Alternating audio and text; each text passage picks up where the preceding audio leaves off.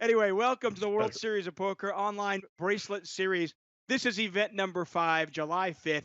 $1,000 no limit hold'em freezeout. What's a freezeout? That means there are no re-entries. That's right. You get one shot, one life. You get knocked out. Thank you for trying. Play again tomorrow. Once again, thanks so much for joining us here. As you saw, Dara O'Kearney with us here. 126 players were paid. 854 players entered this fray. First place, $161,000, and we are down to our final 9. Dara O'Kearney, of course, alongside me here in a metaphorical sense, as he is in the quote-unquote booth. He is a co-host of the award-winning podcast, The Chip Race. Some say he's the better half of that duo. I'm not saying I'm saying that. I'm just saying I've heard that. The Chip Race podcast, you guys can check that out. He also wrote a great book called Poker Satellite Strategy and just released his second book called PKO Poker Strategy. Dara, let's start again. How are you? I'm great, thank you. Delighted to be here, and I'm wondering who these people are who think that I'm not the best Chip Race co-host. It's not a very strong competition, so. You know, that is a really, really good point. Once again, thanks for joining us. Let's introduce the players as we, I see Food Tuna is all in. He takes that one down. We are playing 40,000, 80,000 blinds. The winner of this final table will take home $161,000 and, of course, a gold bracelet. All 9 players guaranteed $11,195. Dara, I can't tell you, I've covered so many final tables in my life, and it still seems so insane to me that when I look at a final table like this and I go, man, the person who runs hot is going to win $150,000 more than the guy who finishes in 9th. Yeah, it's really sick. It's I mean, tournaments, the whole nature of them is they're very top heavy. You want a big first prize, but it is pretty sick if you come through a field of 854 and you get 11 buy-ins, and the guy ahead of you got 100. The guy who comes first gets 150 more.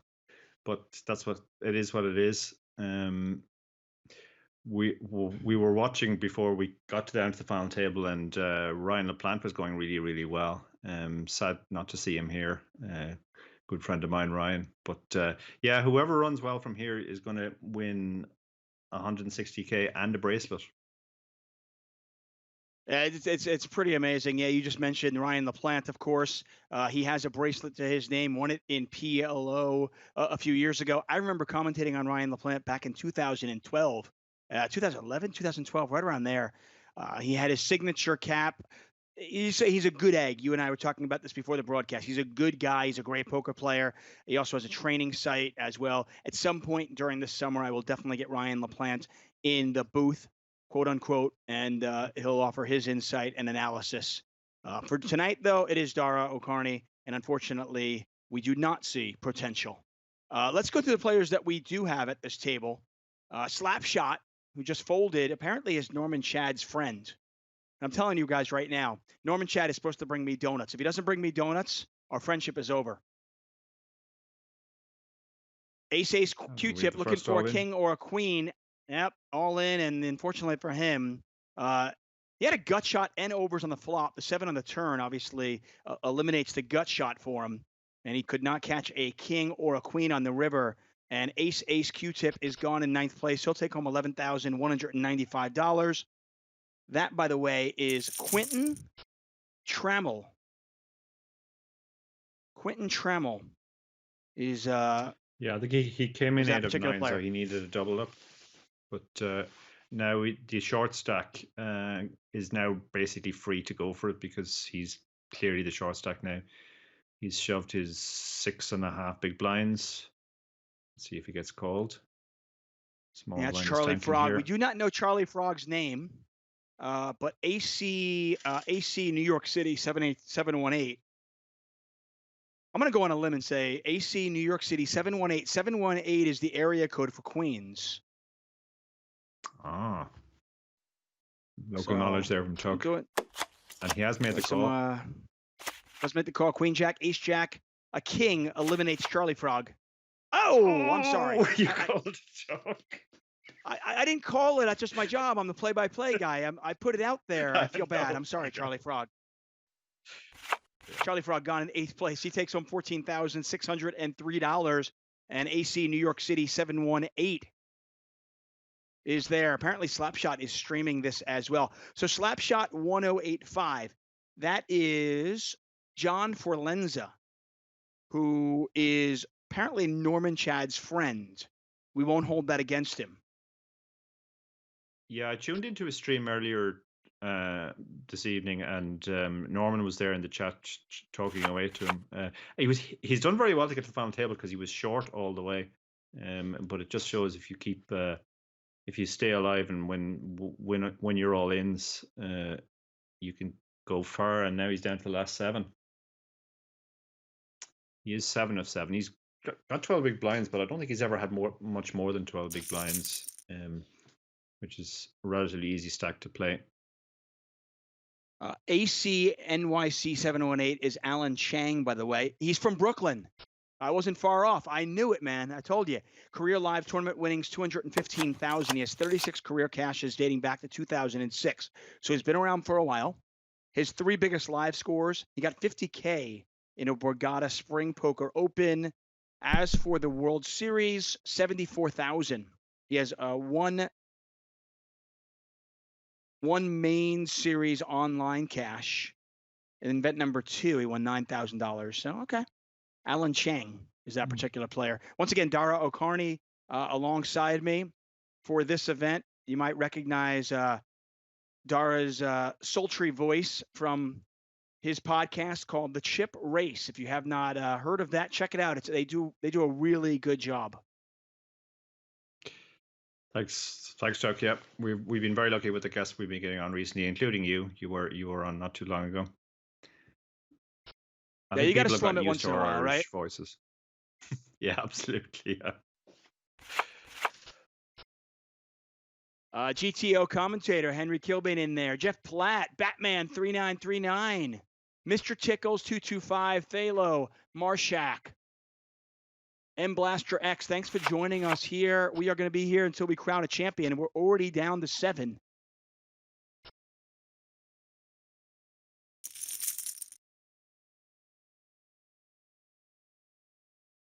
Another big name, by the way, that we lost. Sorry, go ahead. No, I was just going to say that we could actually get down to 3 or 4 pretty quickly here, given the way the stacks are distributed. A lot of the guys in the sort of 10 to 20 big blind zone.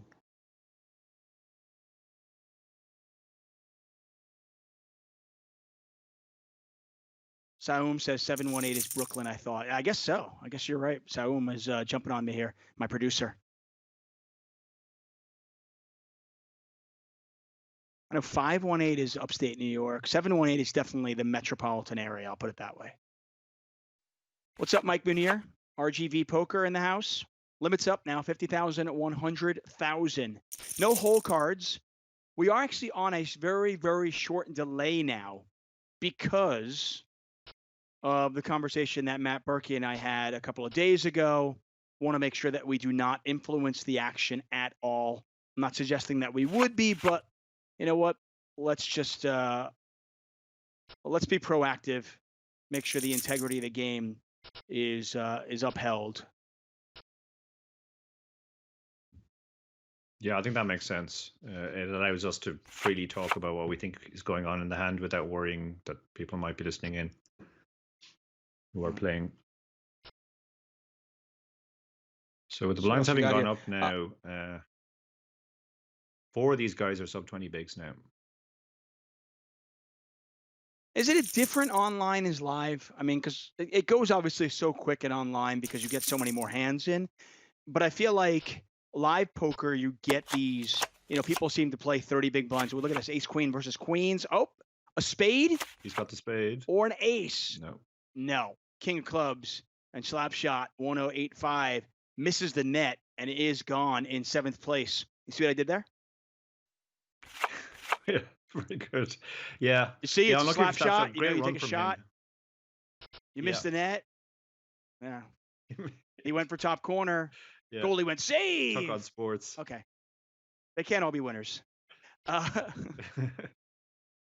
Let's go great through run some from of the players Slapshot here. there. Go ahead, Dara. Sorry. Yeah, no, sorry. I'm just saying, great run from Slapshot. Apparently, he twitched the whole thing, so it's great to see people prepared to twitch, and it definitely adds to the occasion when people can sweat the same player through a tournament. Yeah, no doubt, no doubt. We had a lot of notables make really deep runs. Ryan LaPlante almost made this final table. Aaron Massey almost made this final table. Unfortunately, they did not push through. So I'll go through some of the players that we did not mention. McBain on the top right corner, basically, who's got 2.1 million chips. That is Felipe Leme. Career live tournament winnings of 94,000. He did cash the main event last year, the World Series of Poker main event last year. It came in 672nd. Nice. So two of the bigger. So I know obviously involved here. Yeah, I know obviously you're located, you're out in Ireland, so you're not playing these events.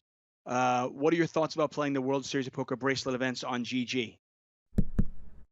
Yeah, I'll definitely be playing some of them. I'll certainly be playing all of the lower buy-in stuff. I'm going to wait and see on the higher buy-in stuff to see what the fields are like. I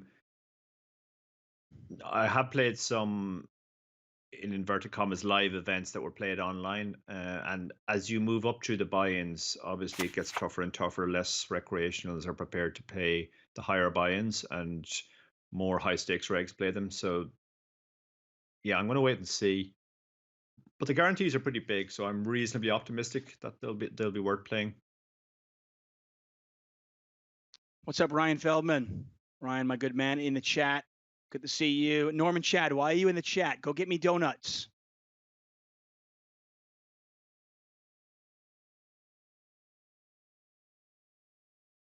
By the way, Shadow Fiend is not in this hand. Interesting run out, as you can see. Icy Food Tuna. Betts takes it down, and he is now our chip leader. Not much in it, though. I mean, really, really close. Actually, Yeah, I'm sorry, three Tomte stacks. is actually the chip leader. Yeah, Tomte has slightly more. It's 3 stacks in around the 3.5 to 4 million mark. So, and then the other three guys, well, yeah. Married is on 1.2 now. He's the clear short stack. Tomte raises there. He's up over 4 million. Shadow Fiend in the big blind folded. Shadow Fiend, by the way, is Alexander Condon. His career live tournament winnings, get this, 1.65 million. Came in 4th place in the 2016 WPT 5 Diamond 10K. That was the one that James Romero won. So he's got a lot of big scores. He also has a circuit ring on his poker resume.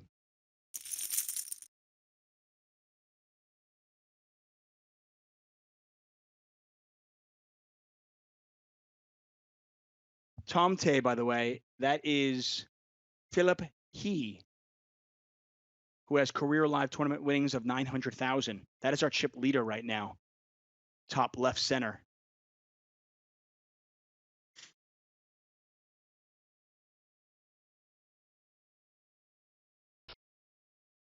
Three bet here from AC New York City. Our Brooklyn boy raises out of the big blind. Do you give people, when they raise out of the big blind, do you give them a little bit more credit because they could just easily click that call button? Yeah. Yeah, I think that's very much the way online plays these days, because people will call most of their range when they do raise. You do tend to give them more credit. It was also quite a small sizing, which was interesting, because the open was to 200 and the 3-bet was to 500. So he was giving the button an amazing price to call. I think that's why we saw the long tank before he folded, because of the price he was getting. But if he had some sort of junk hand that he wasn't going to be able to play too well post-flop, I guess he figured he might as well get out pre-flop rather than create problems for himself against one of the other big stacks. That beautiful Irish voice belongs to Dara O'Kearney. host of the Chip Race podcast, an author as well. He wrote the Poker Satellite Strategy book, and he has a book that just came out called PKO Poker Strategy. We'll talk about that during the break. So when the players go on a break, we'll kind of go into that if you want to stick around.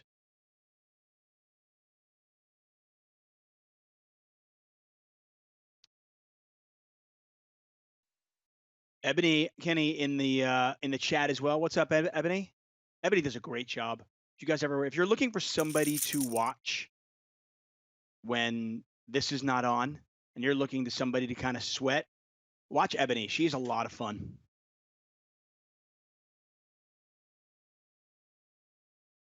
Wayne 61966 says, remember the name Dubc66. Deep run coming on Saturday. Okay, Wayne. I'll look for it, my man. We will most definitely look for it. Yeah, the dynamic at this final table is drastically different than what we've seen the first 4 days of the series. The first 4 days we saw, one just huge stack, kind of pushing everybody else around, and ICM considerations were so prominent. This final table, though, there's really not that much in it. Yeah, Married is by far our short stack, but if you look at Shadow Fiend, Icy Food Tuna, Tom Tay, and until that last hand, AC New York City, all kind of jumbled in, right? I mean, at this point, it's anybody's game. Yeah. Yeah, that was a big last hand for AC NYC because he took a chunk out of one of the other big stacks as well. So now he's moved into a fairly clear lead, so he gets to put a lot of pressure on those guys. There's a limit to what he can do, though, because with Married with 15 big blinds behind and McBain with 18, they're going to be looking to reshove. So if he opens too wide, he's going to get shoved on quite a lot. Well, speaking of shove, Married has just shoved. I heard Jeff Blatt make the joke, and it's so true. We have a great research team that kind of comes up with the names and finds out who these people are. But try Googling Married and see what you get.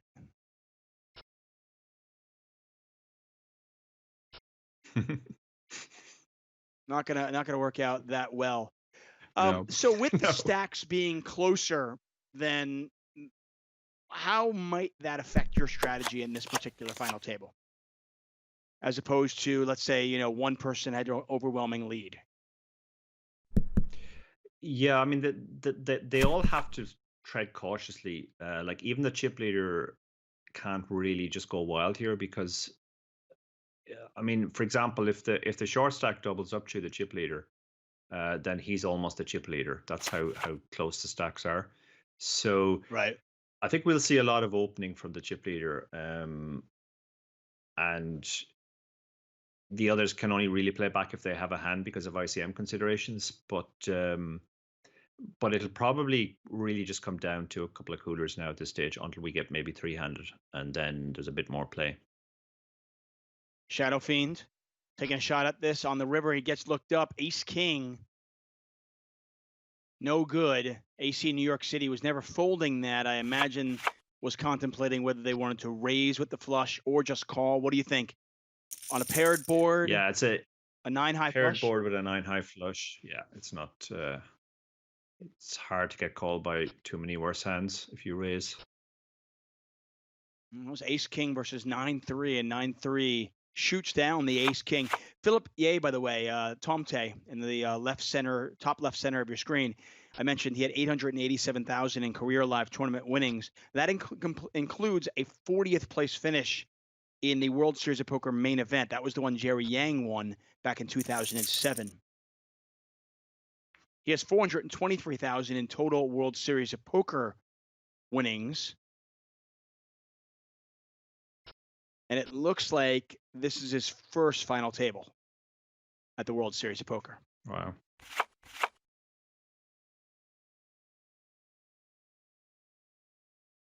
So for somebody like you, Dara, who, by the way, I had an entire intro planned for you, but when it popped up and you were on the screen, I had to kind of abort mission and just go with, okay, well, there's Dara. For those of you who don't know, not only the podcast, the books, the poker playing, but Dara also is a long distance runner. And I mean, not like a marathon runner. I mean, a long distance runner along the lines of Forrest Gump. Okay. Yeah, He just runs I have and been compared runs to and Tom Hanks. runs. Yeah, I mean, I don't do it competitively Before you were anymore, well but before known. poker, yeah, I used to run the really long stuff, like 24-hour races. Well, 24 hours was the longest I ran, but I ran like 100-kilometer races up to 24-hour races Did you take a nap competitively. during that 24 hours? Did you No, take a nap? no. I mean, some people did. Some people did, but I didn't find it a good idea because you wake up and you don't really feel like going back running. So it's best to There's just no wait. There's most no people just portion kind of that day that I want to continue running. Who wants to run for 24 hours? I don't even want to be of awake for 24 hours. I mean, that's just yeah. insane. Yeah, I mean, actually, that's part of the challenge because your body's used to sleeping at some point in the 24-hour period. So even though you're running, you do kind of feel yourself falling asleep at a certain point. But Wow, while you're running. yeah, it's yeah, That is pretty crazy. We got a yeah, decent it's a very sized weird pot feeling to be. brewing here between.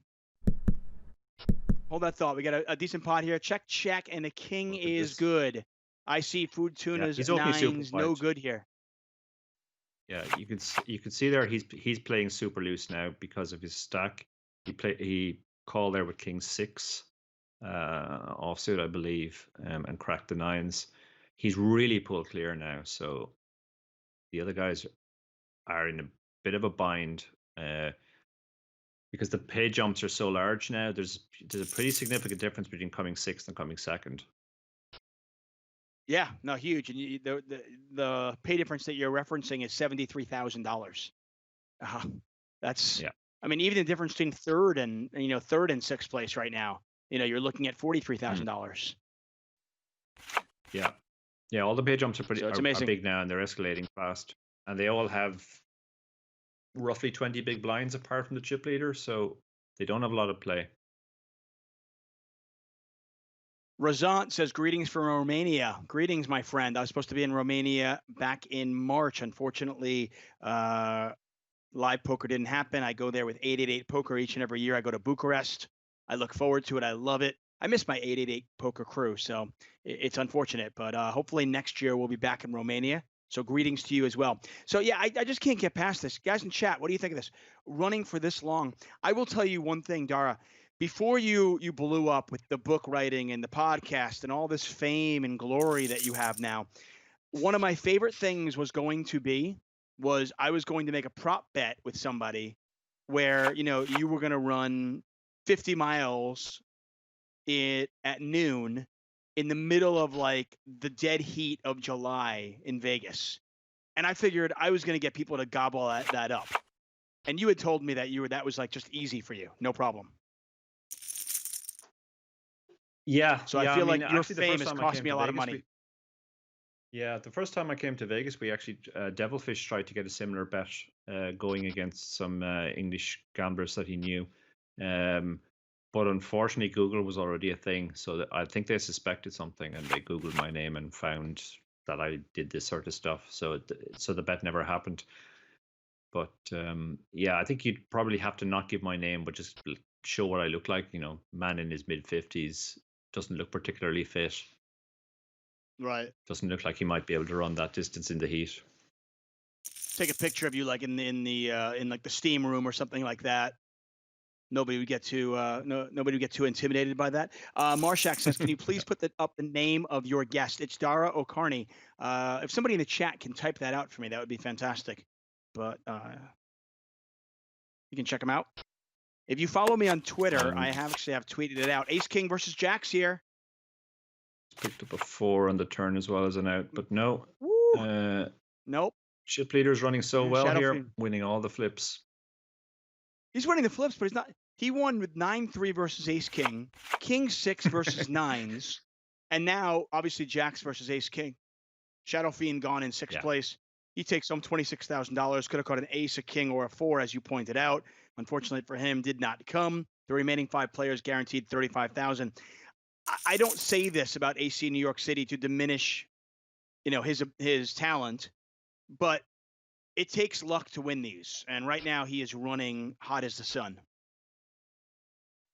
Yeah, for sure. He has been the one player who's been playing the loosest and going further since the final table started. He's definitely benefited from luck along the way, but he's made his own luck in some ways as well. He has over half the chips now, so he's going to be very, very hard to stop, particularly since he can pressurize the other players now. Well, yeah, now the dynamic is what we saw in previous broadcasts at previous final tables, where if you're married, if you're McBain, if you're IC Food Tuna, and you see fifth place is 35,000, second place is 99,000, doubling up doesn't give me that much of a better chance of winning this thing. Maybe I just kind of lay low and ladder up a little bit, right? Yeah. Yeah, I mean, you can see Married, for example, who's been the short stack for a while, has laddered several spots and could actually ladder some more now because he's roughly level with McBain and Seafood Tuna. So with the stacks being this shallow, there's going to be a lot of all-ins. Well, IC Food Tuna is all in. It's 1.2 million back over to McBain, which does not cover him on an 854, pretty wet textured board. McBain folds, IC Food Tuna up to, I believe, 3 million now, which really puts him in good spot because he is solidly in second. I will tell you a story, all of you at home. I was commentating on a final table back in, I want to say it was like 2012 or 2011. And one particular player, and I'm not using hyperbole here, he came in second place. He did not play a hand until they were heads up. He did not voluntarily enter the pot until they were heads up. He just folded and folded and folded and came in second place. It's not sexy, but it's certainly effective. Carlos Dangerfield says, if I tried to run... Go ahead, Dara.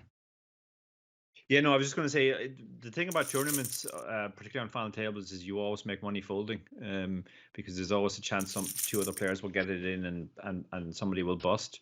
Obviously, you don't want to take that too far, but sometimes your stack just kind of dictates your strategy is to just sort of knit it up, hope to get heads up, and then hope to run really well heads up. Question for you, Dara, then. Where do you draw the line? Because, you're at the final table. Every time you fold, you do make money, but you don't want to take it too far. How far is too far? Where do you draw the line? All in here, by the way, and a fold. Tom Tay takes that one down up to 2.7 million. Yeah, I mean, generally in those spots, you want to sort of, if you're going to be playing aggressively, be first into the pot, get your chips in first, maximize your fold equity, pressurize the people you can pressurize, stay out of the way of the chip leader. That's kind of the way you typically ladder on a final table when you don't have a commanding stack.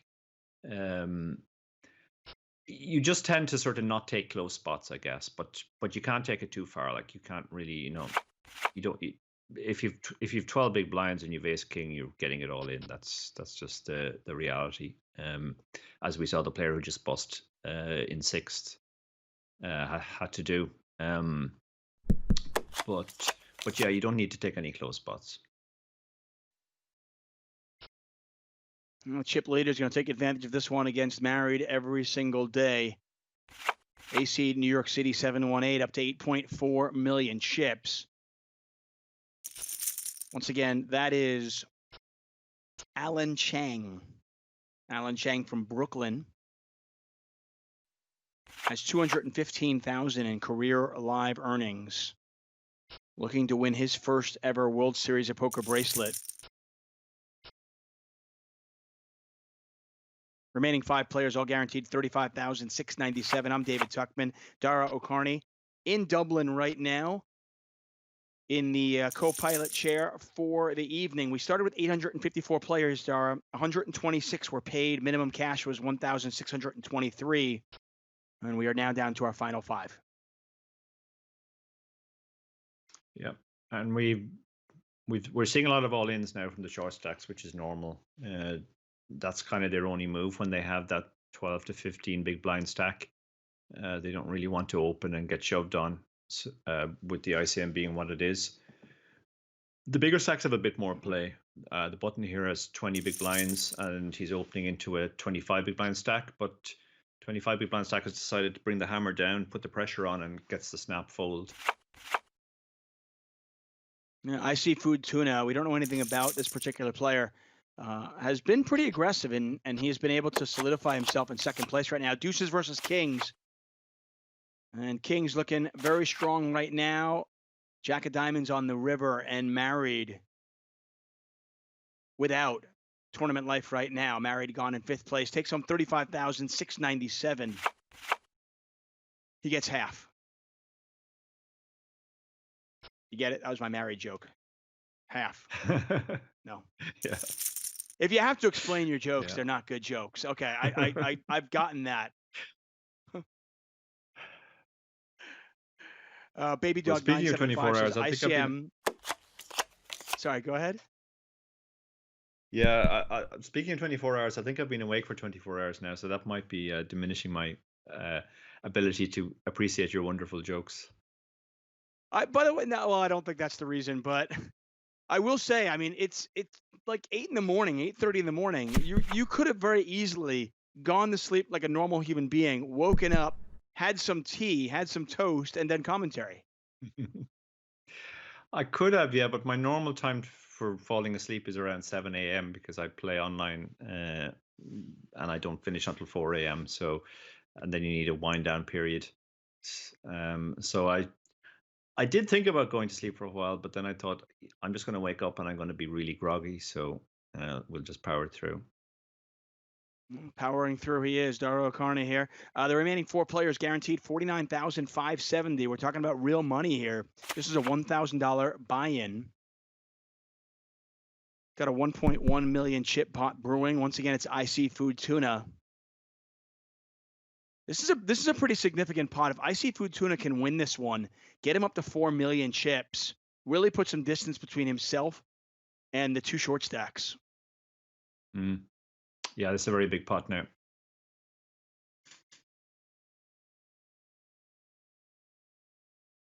Tom Tay is Philip Hay. Philip Hay. I apologize if I'm butchering his last name.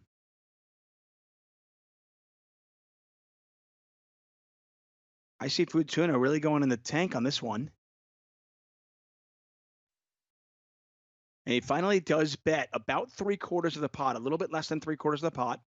What does that tell us? I mean, the sizing indicate anything? It's hard to interpret the sizing because, I mean, it definitely looks like he's going for value. It's hard to find too many bluffs in terms of misdraws on that board.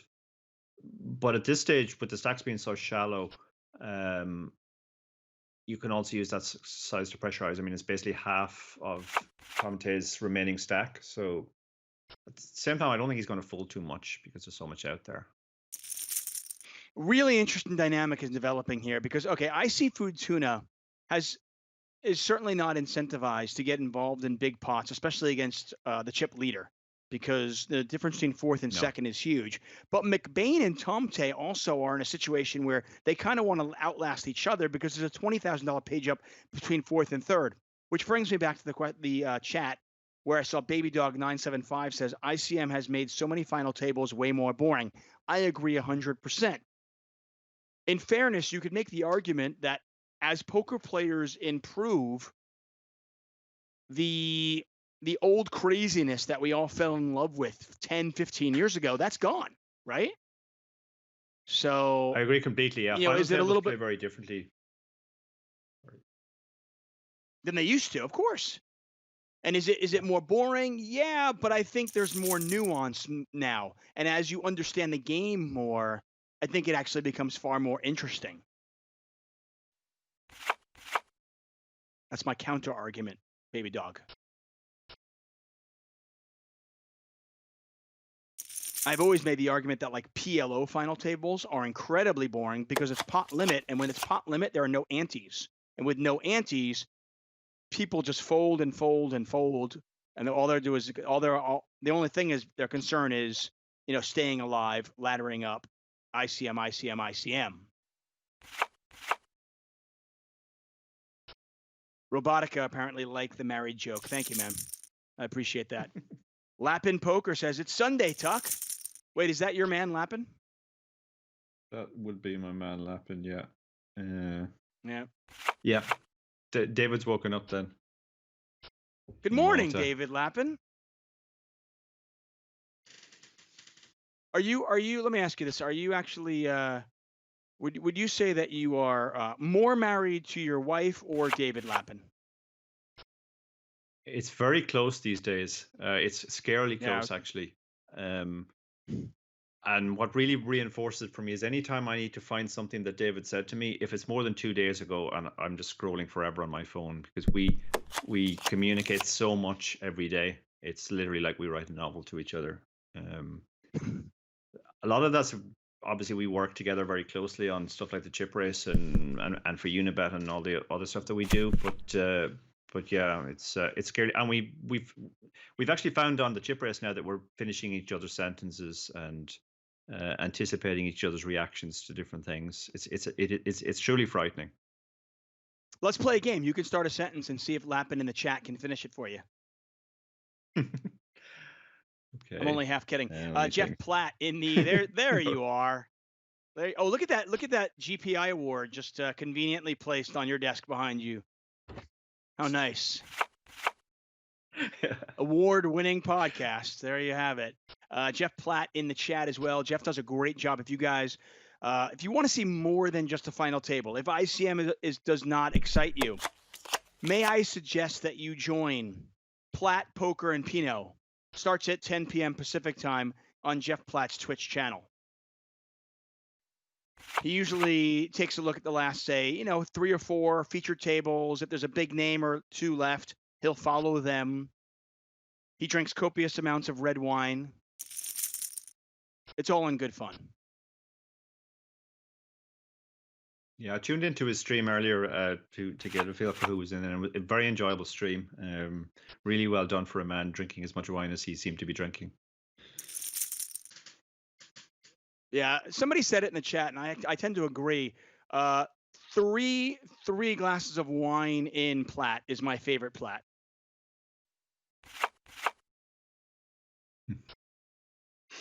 I like that one right there.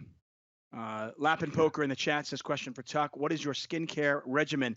Oh, this is a combination of 3-year-old and 7-year-old slobber. The saliva and just gets mashed into my face, and apparently it does wonders. AC NYC putting pressure on IC Food Tuna. And what can you do if you're Food Tuna here? You're out of position. Tom Tay only has 1 million chips. Do you really want to get involved with the chip leader from out of position? Yeah, it's a rough spot. Even though the raise again is quite small and he's getting an amazing price. This is the kind of spot where you really don't want to hit third pair. I barely want to hit top pair on this special. Like, I mean, what do I do here if I've got like, king 9? Am I just check call, and just hope? Yeah, it's a rough spot now. There's a big argument for folding your small blind a lot in this spot and just not getting into these situations. I mean, unless you're playing against somebody who's, as a chip leader, is inexperienced with the chip lead and doesn't seem aggressive. Well, look at this. I see Food Tuna is going to raise. Now, this is kind of an interesting texture to raise on. King 7-3 rainbow, and he has chosen this texture to raise on. Yeah.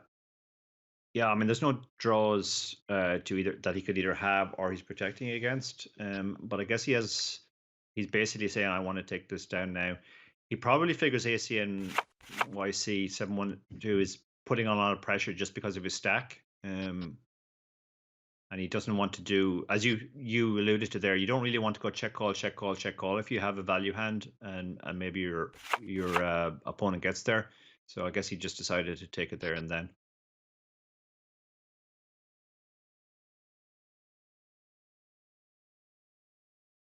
Look at that. Okay, so by the way, for those of you who are enjoying this stream on Facebook, YouTube, or of course here on Twitch, you can watch it anywhere. I pay attention to the Twitch chat.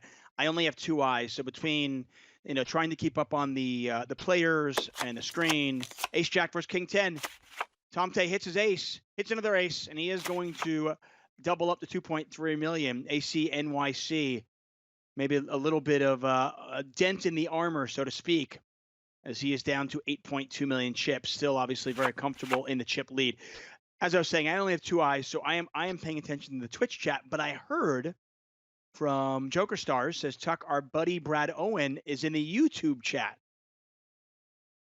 Says give him a shout out. I don't do shout outs here, but Brad is there, and I love Brad. What's up, Jimmy Bluffit?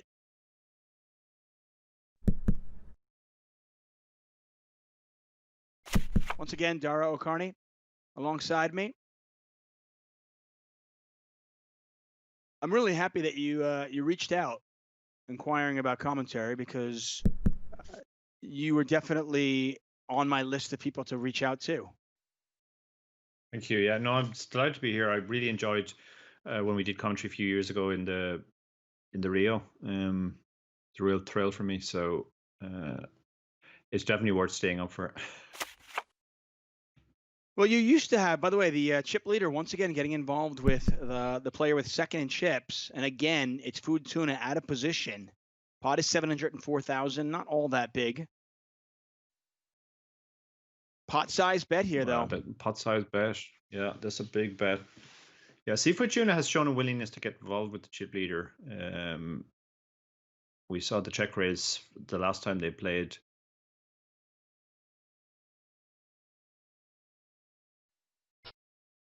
Makes the call. King 3. Wow, that's solid. I mean, when you bet pot on the river there, when you bet pot on the river, oftentimes I would think that's a polarized sizing, and you'd think, okay, 2 pair or nothing. But he did that with just top pair, no kicker. Yeah, I think the previous hand they played into that hand, because the previous time Seafood Tuna check raised him on the flop. So if Seafood Tuna is going to check raise all of his really strong hands, then when he gets to that river, when he gets to the river that way, not having raised at any point, it suggests he has kind of a weak 1 pair hand a lot. So I think AC NYC just recognized, even though he had a very weak top pair, it definitely was the best hand. And Seafood Tuna is the one player who seems most willing to tangle with him, and therefore might pay off the big bet as he did. Let me ask you this. We've got 5 minutes until our break, and it looks like we will get to that break. If that is something that AC New York City picked up on, and I happen to agree with you, is that a problem if you're IC Food Tuna when you check raise on a board like King 7-3 Rainbow, because it doesn't protect your range when you have second pair or third pair? Yeah, you always have to think about protecting your checking range, because when you have a strong hand, it's all well and good. But if you always play your strong hands, particularly out of position, very aggressively, then when you check, you basically just never have a strong hand. Your range is very capped, and then you're very easy to play against. In that spot, AC NYC seems to have recognized that even though he had quite a weak hand, he definitely had the best hand, because he felt that Seafood Tuna would have raised something stronger earlier, and then that allowed him to get maximum value. Now, Tom Tay, by the way, courtesy of that double up, and then IC Food Tuna losing a hand. Tom Tay on the brink of passing IC Food Tuna. They're very close. McBain not far behind them either. And again, there's almost nothing in it between second, third, and fourth in terms of chips, but the money, very real difference. Fourth place, 49,000. Second place, 99,000. Yeah. The 3 shorter stacks have all come back relatively close to each other again, so they're in a situation where they're really hoping one or both of the others bust fairly quickly.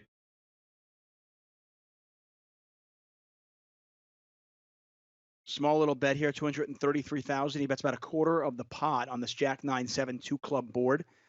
Pretty dynamic flop with 2 clubs out there. The 9 pairs. It's an interesting turn card. The 9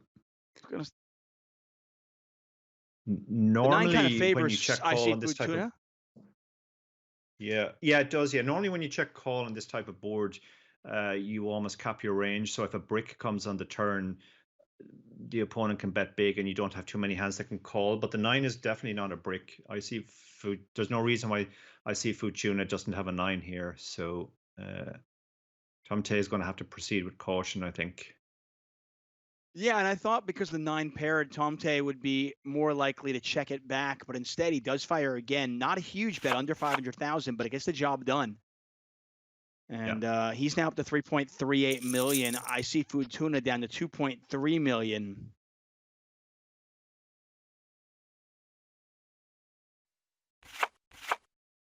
Once again, these players going on a break in just a couple of minutes. 4 players remain. I want to thank you all for joining us here on the World Series of Poker. We're back at it tomorrow and every single day in July. That's right. There's a bracelet event each and every day in July, and we will be here each and every night in the month of July to award said bracelet.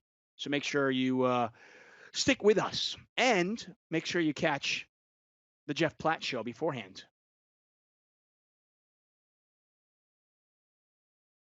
Tomorrow night, by the way, if you're sick of No Limit Hold'em already, we got PLO 8. That's right. Pot Limit Omaha 8 or better 6 max. That's a fun tournament.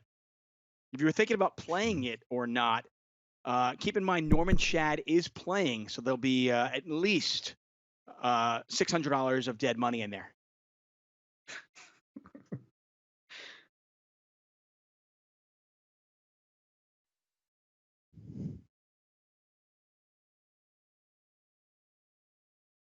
Let's chop this up. Choppy chop chop. Might get one more hand in before the break, maybe 2. Blinds are 80,000, 160,000.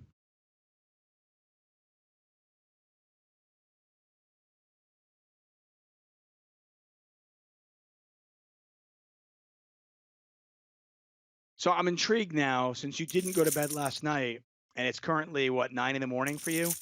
What are you going to do when this is over? Aces versus ace deuce. Oh, no. I see Food Tuna. Gone. Wow, that was a very... How did it go so bad? Oh. Yeah. He was second place for a long time. Let's talk about that in a moment first, because I better. We're on break right now. The players are on break. We're not going to go anywhere, although I am going to check my front door, because if there are not donuts there, Norman Shad is done for. Okay, so just give me a second. Aiden, can you just do me a favor and just go to Dara's pretty face for a moment while I go look for my donuts, okay? Okay, well, I'll talk about the last hand while Tuck is gone. I think I see Food Tuna. He was playing very aggressively and he was going for it. He was in second in chips, but then a couple of setbacks, and sometimes that can affect players. They want to get the chips back a little bit too much. Ace 2 offsuit from that seat seemed a little bit rash.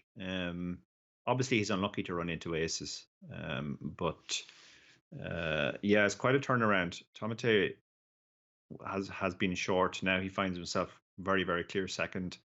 McBain, sort of the handcuffs are off now. He can play relatively normally, and we could be going heads up here pretty soon. I have very good news, and I have forwarded the picture. I just took a picture of Norman Shad at my front door with a box of donuts. There he is. Thank you, Norman. He came with donut delivery today. There is the one and only Norman Shad. Thank you, Norman. I appreciate it. So I'm gonna here. Nice. Thank you, Norman. That's a good donut.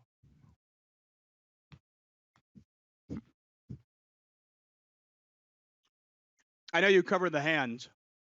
Well done. Norman Shad literally came to my house with a dozen donuts today and a ball for my kids. The guy's an absolute hero. We love Norman Chad. I saw that you covered the hand. I got to think from a psychological point of view.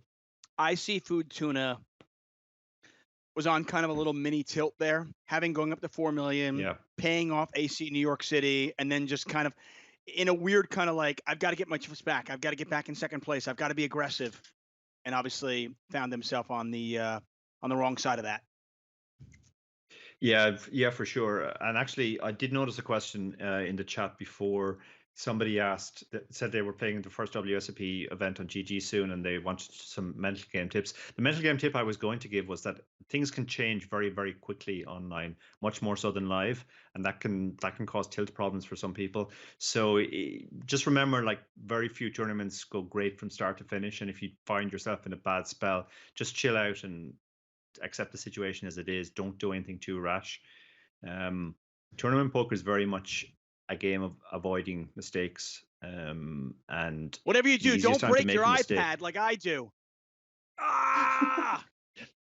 Yeah, honestly, you've got to expect it. A poker tournament is a roller coaster, and if you go in expecting it to be a roller coaster, knowing there's going to be ups and downs, it's just a much better way to go about it. Before we get the players back, we've got a couple of minutes. Let's talk about your newest book, PKO Poker Strategy.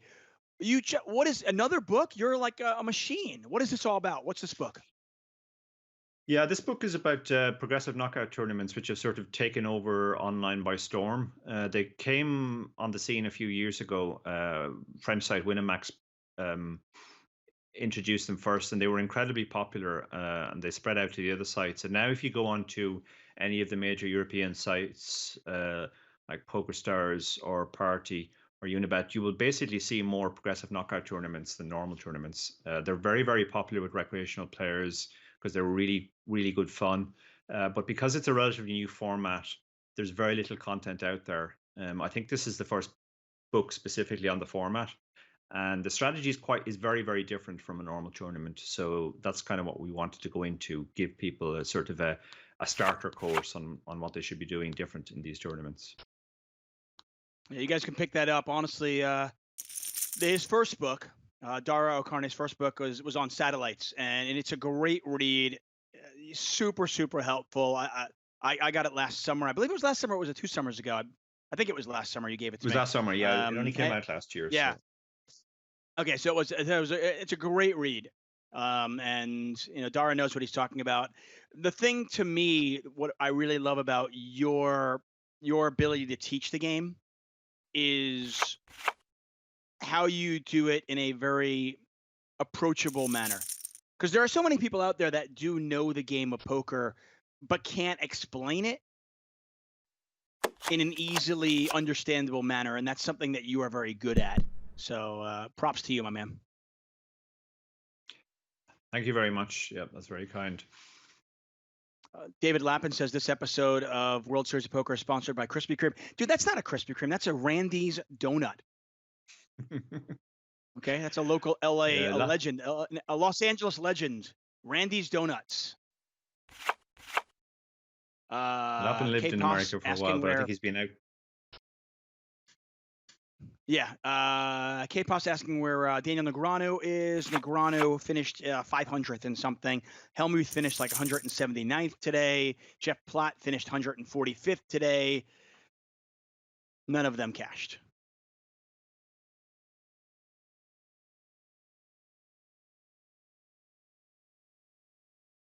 Blind still 80,160. Tomte, as you mentioned, what a great job. He was our short stack with 4 players left. Now with 5.1 million. And of course, the 3 players remaining all guaranteed $69,771. Yeah, McBain picked a good spot there to reshove. Tomte has opened the button almost every time it's been folded around to him. He got shoved on a few times by Tuniv when he was there. So it looks like he might be opening a little bit too wide. And with McBain's stack now, he can shove a fairly wide range. He has the least ICM considerations now as the shortest stack. And if he were to double up through one of the other players, he would much rather double up through Tomte than the chip leader, because that would effectively cripple Tomte and move him into clear second. Baby Dog 975 is getting a lot of airtime today, but you're putting out gems here. Poker and marriage, both games of avoiding mistakes. I'm divorced and broke. Enough said. Sounds like that actually sounds like the name of a book. You should write that, Baby Dog. All in here. Obviously, not for all of Tom Tay's chips. McBain in the tank is going to let it go. So once again, Tom Tay is Philip Hye, who came in 40th in the main event about 13 years ago, the year Jerry Yang won it.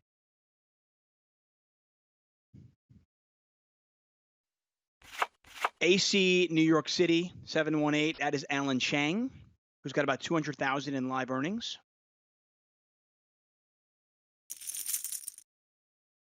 And McBain,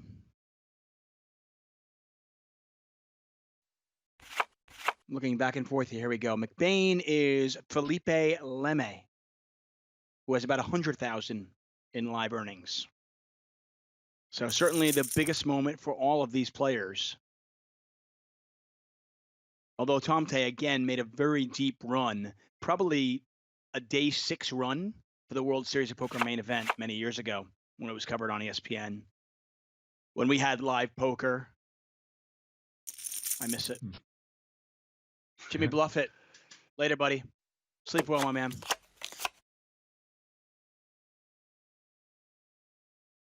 Ace high flop.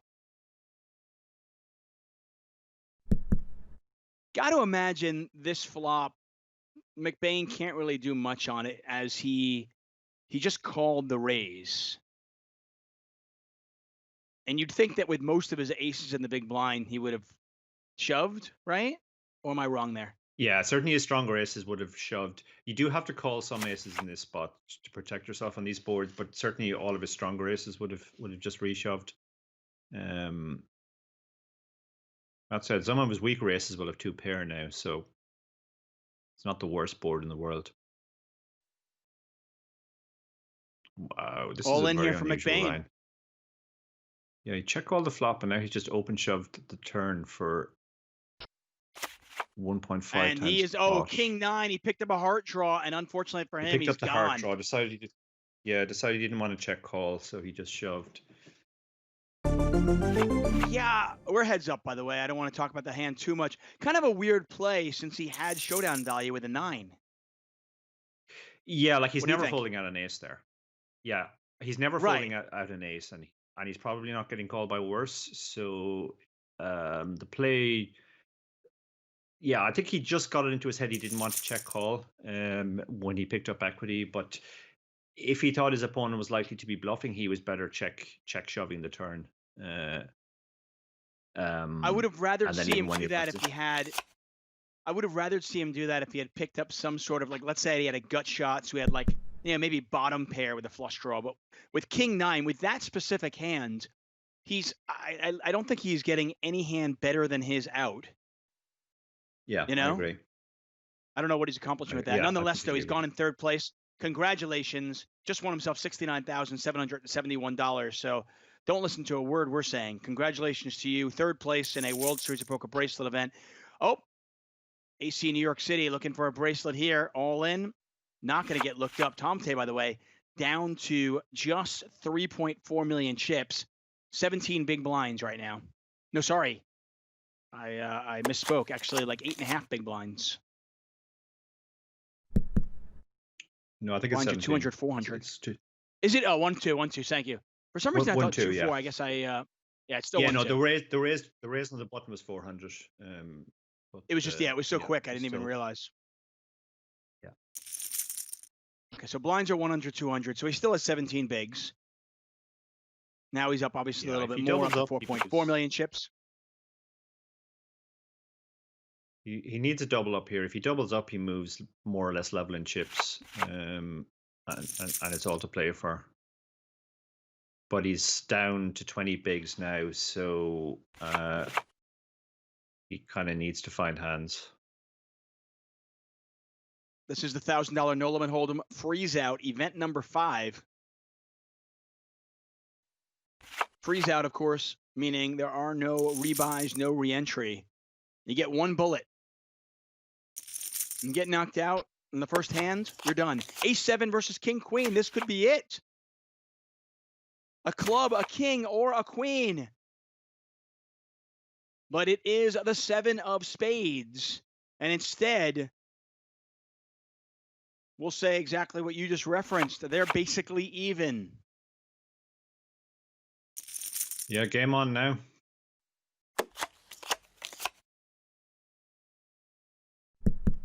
Yeah, for sure. Tom Tay, once again, it's Philip He. Alan Chang is AC New York City 718.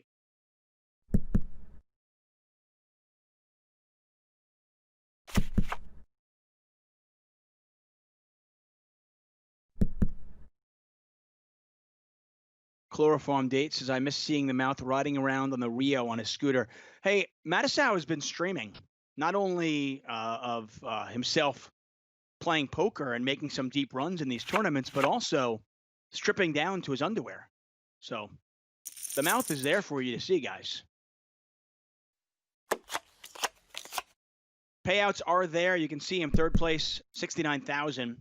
Both these players are remaining two players guaranteed $99,708. So they're effectively playing for 61K right now.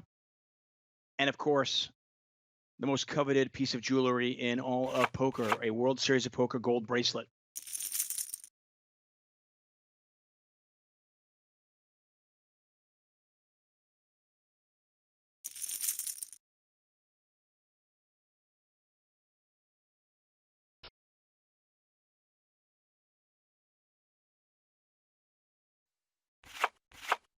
Casket Roman says the mouth isn't streaming much of the high-low event tomorrow. He says he doesn't want to teach us how to play the game since he is the best and doesn't want to give out his secrets. You know, Mike Mattisau, I have some good friends who are really good at Omaha 8 or better. One of them is Bart Hansen, and Barton has told me that Mike is really, really good at 08. I don't know how good Mike is at PL 08, which is, you know, a distinctly different game.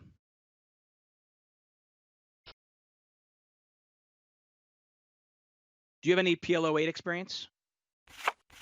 I played exactly one tournament in my life. I was considering playing it in the WSOP one of the first years I went, and a friend of mine was the top Irish player at the time. So he said he thought I should play because he felt that the standard overall was very low. And he gave me sort of a crash course, and we went to play a tournament in Binions the day before the WSOP event. I didn't feel confident enough after my performance that I thought it was worthwhile entering the 1500 or 1K, whatever it was. So that was literally the only PL08 tournament I've ever played in my life. So you're an expert now, right? Obviously. Yeah. Yeah, no, unfortunately, I've been very, very over specialized in poker terms, just pretty much stick to Hold'em. Look for next summer, the release of Dara O'Kearney's Pot Limit Omaha 8 or better book. Yeah.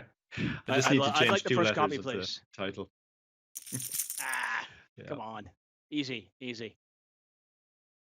AC New York City, a slight chip lead. Not a ton in it right now. Lines are 100,000, 200,000. Again, they're playing for about $61,000. That's a difference between first and second place, and of course the bracelet. No deals here at the World Series. Yeah, that's a feature of the live events as well. No deals allowed. That said, deals obviously do get agreed, but online it would be a lot more difficult. You don't even know who the guy is. Yeah. So. Yeah, we always point out deals are not facilitated at the World Series of Poker. What somebody does under the table, in the bathroom, in the halls of the Rio, obviously, is their business.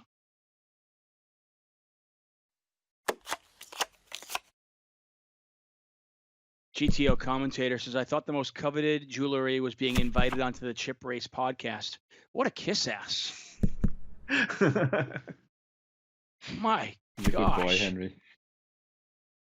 What do you have him on a leash or something? Yeah, he's a very good boy, Henry. Very good boy.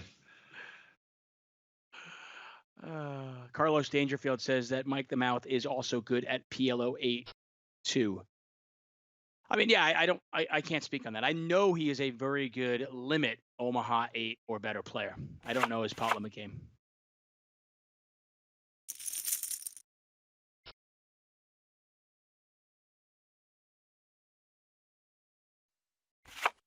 Heads up here for the title. It's been a good night. I got donuts. We got to talk about your book. We're watching some poker. Yeah, it's a good heads-up battle now with the stacks having evened up. I see in the Twitch chat as well, Laughing Poker says, you should come on the next lock-in, Tuck. You absolutely should, yeah. That's our new web show that we do in conjunction with the chip race, where it's more of it just shooting the breeze than the chip race. It would be great to have you on. I'm a very formal guy. I don't know if I'm good at shooting the breeze. I mean, I'm very strict. I need a script, otherwise I can't do it. Hey, watching this heads-up battle, these two players going back and forth, have you noticed anything? Is one particular player more aggressive than the other? I'm noticing nothing really at this point. I think they're pretty evenly matched. I'm trying to pick it apart. They're both. Yeah, they both played very disciplined on the final table in general, and they seem to be approaching the heads up similarly. ACNYC is using smaller sizings in general for his 3-bets, but they're working for him. So that's the only real difference in style that I can see. I think 9 times out of 10, it's just going to come down to who runs best from here. Unfortunately, as unsexy as that sounds, but neither of these guys, I would say, have a particularly big skill edge. They're both playing very well. They both play the final table very well.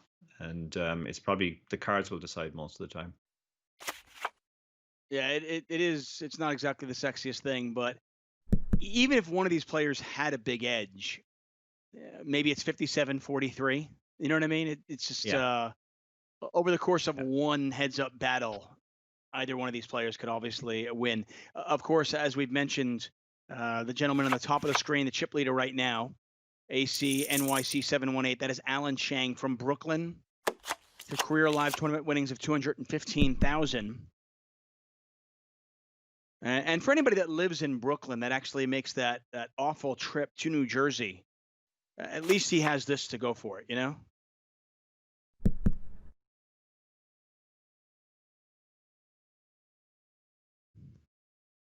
His largest score before today was $49,000, so he has dwarfed that. Wow.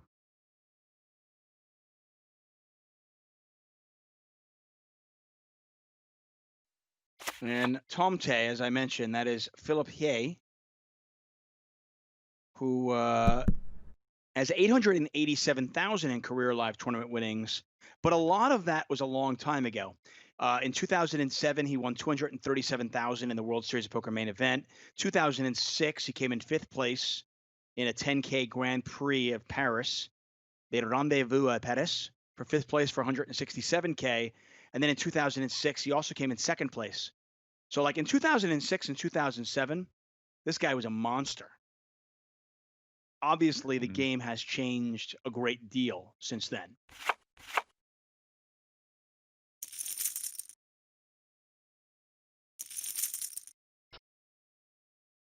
Big shove there from ACNYC over the button raise.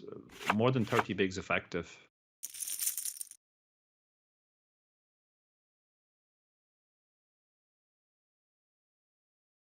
Philip, by the way, both these players are East Coasters. Oh, all in. And a quick fold. Both these players, by the way, are East Coasters. Alan Chang from Brooklyn, as I mentioned. Philip Ye, by the way, has 56,000 in cashes on 888 New Jersey, including a title win earlier this year for $15,600.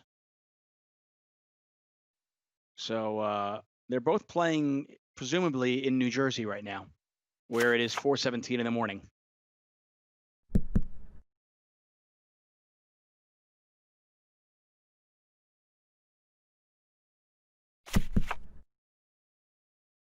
Are you at all surprised that we're seeing the shoving at this point? I mean, Tomte still with well over 30 big blinds. Yeah, I am a little surprised because they've both been approaching the heads up fairly cautiously, and now they just seem to start shoving. Now it may be that they have shoving ranges that make sense. Typically, when you're shoving that, it's a hand like a small to medium pair that has reasonable raw equity, but is pretty hard to play on most flops.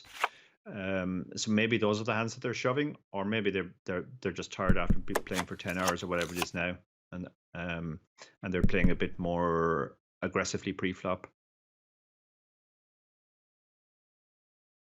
As a long distance runner, and we talked about this earlier on, where you ran for 24 hours straight. How has that really helped you on these longer jaunts when you've got to play poker and be focused for 11, 12 hours straight? Yeah, it definitely has for sure. I always feel that the longer the days are, the better it is for me, and the longer the tournaments. So if a tournament is 5 or 6 days, that's better than a 1 day tournament. Because obviously, I mean, I'm human. I do get tired, but I think I get less tired than other people, and I make less mistakes when I'm tired. So I've always felt that that's a rather big part of my edge. Similarly, because I play online, I'm used to playing 10, 12, 14 hour sessions on the bounce, where a lot of recreational players are not really used to playing more than 6 or 7 hours at a time. So yeah, I definitely prefer longer days. Yeah, I don't think it's a coincidence that if you play these bigger tournaments, I don't think it's a coincidence if you notice that you're having more leaks, you know, from hours 9 through 12 as opposed to hours 1 through 8. You're not alone in that regard. And whether it's working on your physical endurance but also your mental endurance, that's obviously a huge part of this game and a huge part of finding success on the felt and virtual felt like we're watching here. Yeah, indeed. Yeah, mental endurance is different, of course, from physical endurance, but they do kind of go hand in hand. And if I think there's a good translation across from distance running, because a lot of distance running is mental anyway. It's the ability to sort of keep going when you're already feeling tired and maybe not great. And a lot of that just comes down to mental strength. And I think that definitely stands to you in poker, where maybe 7 hours into a tournament you take a bad beat for half your stack, and you just need to be able to get on with it and keep playing your best. I think players who come from a sports background in general have a sort of an advantage in poker anyway, because they're more used to sort of dealing with setbacks in game. The mental part of the game is so huge. Obviously, endurance huge as well. Original Card Boy Original in the chat. I assume that is my friend Ronnie. Hello. If it's not you, then hello to Card Boy Original nonetheless. Little pot over $1 million here. Blinds, by the way, now 120, 240. Tomte has dwindled down to under 6 million. AC in New York City. You got to give this guy credit. He's had a couple of bumps in the road at this final table. Had a huge chip lead, lost that king queen versus the ace-7, but kind of gets right back on the horse, gets right back to work. And when somebody can, face adversity and still prevail, you've got to respect that.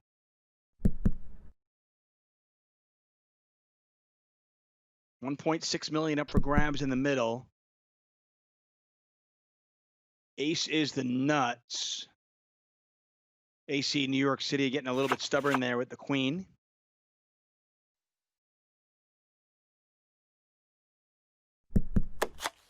You see a limp on the button here for the first time, which is interesting.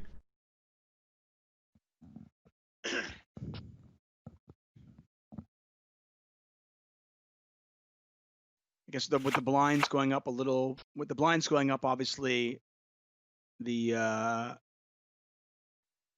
Tomte has a little bit less now than 30 big blinds, so maybe that's the reason for it. Don't want to get 3-bet jammed.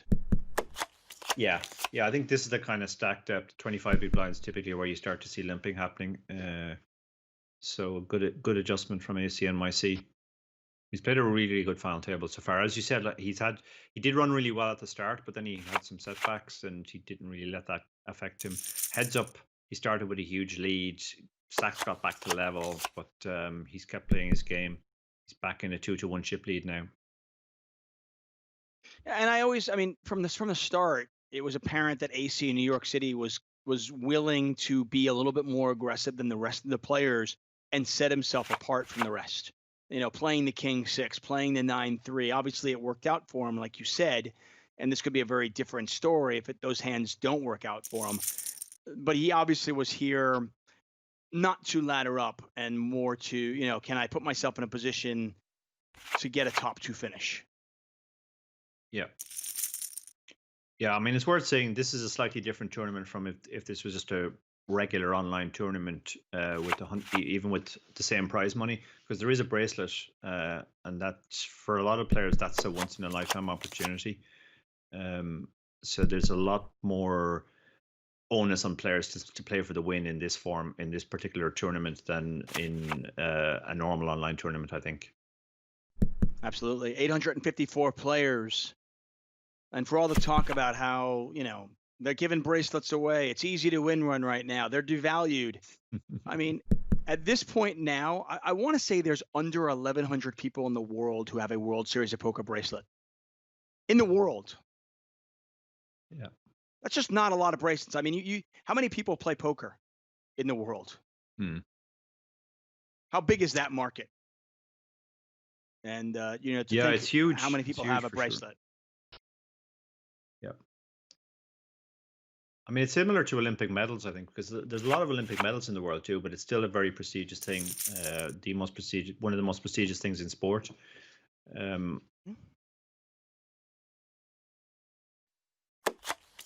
no doubt whatsoever. And on that day, if you're an Olympic champion, if you're Michael Phelps or on that day, you were the best in the entire world. And then I think for this poker tournament, wherever it might be, you won a bracelet, and cherish that, because you are definitely in the minority. And as far as poker players go, most of us would really love one.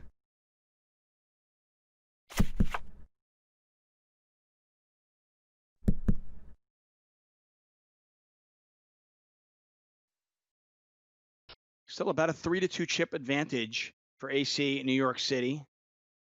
A little bit more than that now, as these players continue to battle it out.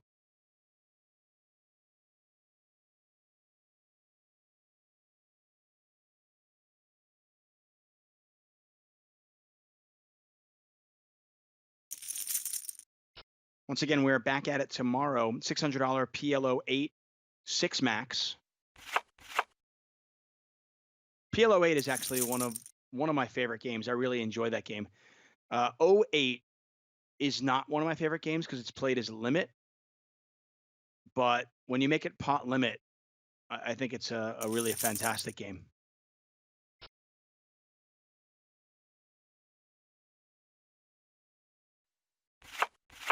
Vator4 says, Dara, this is a question for you. Would you prefer to be in Vegas for the regular World Series of Poker or grinding it online?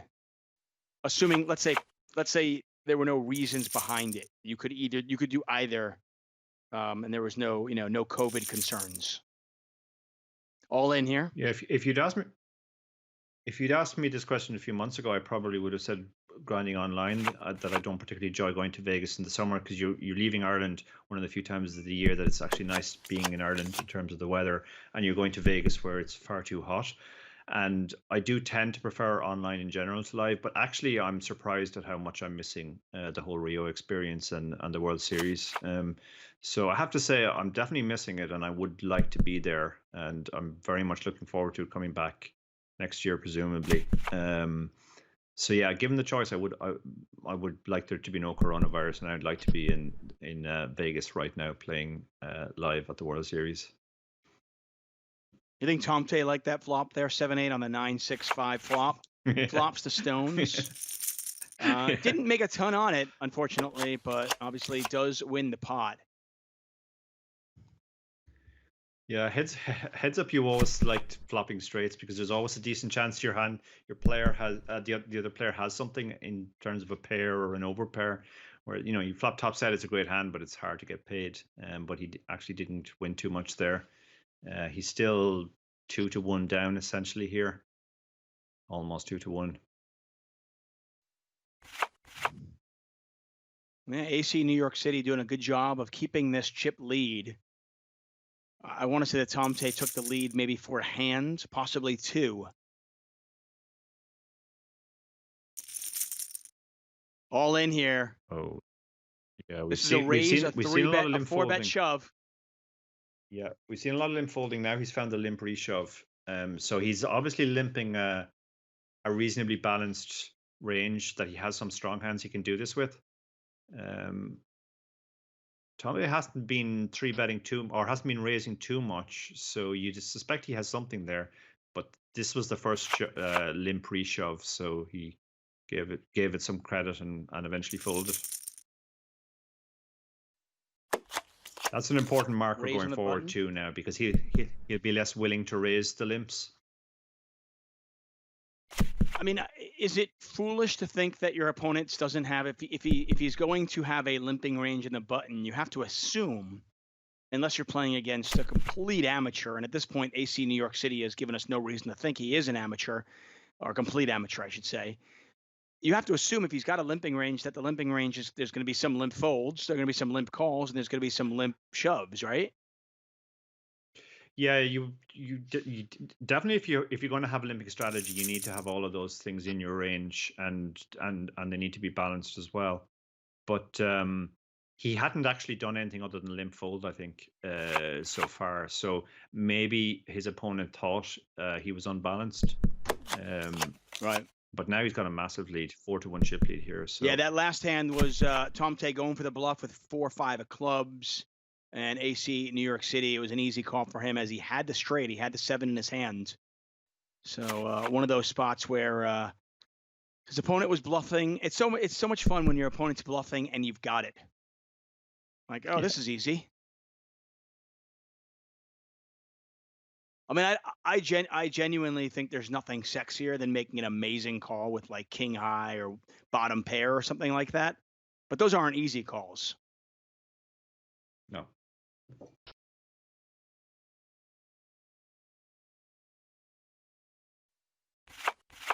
They had the queen. Now he's and down to 7. 13 big blinds. It's going to be tough. Oh, there's the all in. There's the call. Queen Jack versus 8-6. There's the jack. Tomte looking for a club or a 5. Deuce of diamonds, and it's over. Picked up a lot of outs on the turn, but did not get there. Queen Jack for our man Alan Chang, and he has just won his first ever World Series of Poker bracelet. Congratulations to him. Takes home $161,000. And of course, Tomte, second place. Nothing to sneeze at as he earns $99,708. Dara, man, what can you say about this one? This was fun. Yeah, that was a lot of fun. Really great performance by the winner. He played really well from start to finish. He was aggressive at the start. He got lucky, but he made the most of his luck. It wasn't a completely unbumpy ride. He hit some bumps along the way. He didn't seem to really let it affect him. Continued to play his game. He got heads up with the chip lead, but it got back to level for a while. But again, he just kept pegging away. Played really, really well. Fully deserves the win and the bracelet. So yeah, congratulations to him. His opponent also played really well. Very, very disciplined on the final table. So great performance by the two guys. Yeah, well said, well said. Dara O'Kearney, of course, there. His new book is out. You can check that out, of course. Follow him on Twitter. He's got a great podcast also. So just an all-around good guy and really great for poker. I want to thank Norman Chad for these fantastic donuts. I'm gonna enjoy at least 7 of them right now. Just a reminder, we are back at it tomorrow, right? That's right. No rest for the weary. We are back at it every single day in July. We have a World Series of Poker bracelet event right here for you on YouTube, Facebook, and Twitch. Tomorrow, $600 pot limit Omaha, PLO 8 or better. It's a 6 max one, and it'll be a lot of fun. Make sure you join us tomorrow. For everybody here at the World Series of Poker, for Poker Central, for Dara O'Kearney, for Norman Chad and Randy's Donuts, I'm David Tuchman. Thanks. We'll see you tomorrow.